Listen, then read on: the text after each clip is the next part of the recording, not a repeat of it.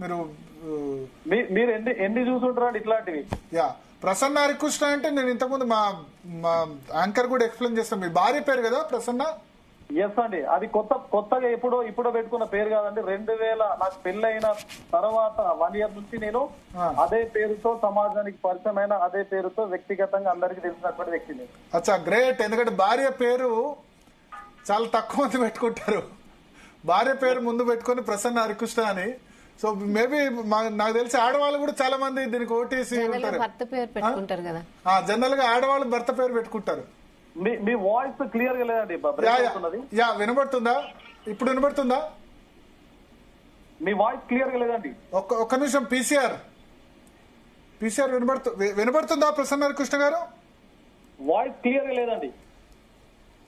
ప్రసన్న హరికృష్ణ గారు ఇప్పుడు ఓకే అండి. ఇప్పుడు ఓకేనా? So appreciate. చాలా మంది భార్య పేరు పెట్టుకునే వాళ్ళు తక్కువ మంది ఉంటారు. భర్తనే భార్య పేరు. మా ఆవిడ రమణి భరత్ అని పెట్టుకుంది. సో మీరు భార్య పేరు పెట్టుకున్నారు ప్రసన్న హరికృష్ణ అని. సో నాకు తెలిసి చాలా మంది ఆడవాళ్ళు కూడా గర్ల్ గ్రాడ్యుయేట్, ఫిమేల్ గ్రాడ్యుయేట్ చాలా మంది మీకు ఓటేసి ఉంటారు. అంటే ఒకటేనండి. సరే, అది ఇప్పుడు ఐ రెస్పెక్ట్ విమెన్. ఎందుకంటే నా భార్య లేకపోతే ఇప్పుడు ఈ కండిషన్ లో ఉండేవాడిని కాదు. ఓకే.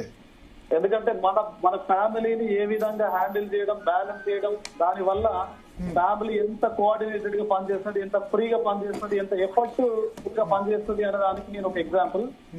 సో ఆ స్వేచ్ఛ నాకున్నది. అలాంటి ఎన్వైరన్మెంట్ తను కల్పించింది కాబట్టి తప్పనిసరిగా నా పేరులో భాగం చేసుకున్నా. And that shows the respect towards women. Okay.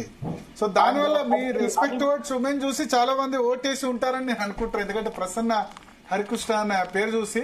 Plus మీ భార్య ఒకవేళ మీరు గెలిస్తే గనక ఇండైరెక్ట్ గా చాలా దోహదపడ్డారు అనుకోవచ్చు. కవితతో ఆమె ఫోటో చాలా వైరల్ అయింది. ఆమె వేములవాడలో కలవడం టైమ్లీ, అది కూడా కలిసి వచ్చింది.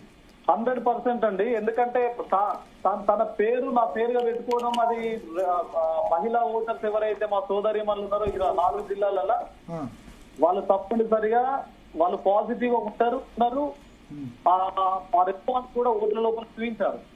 Okay okay okay.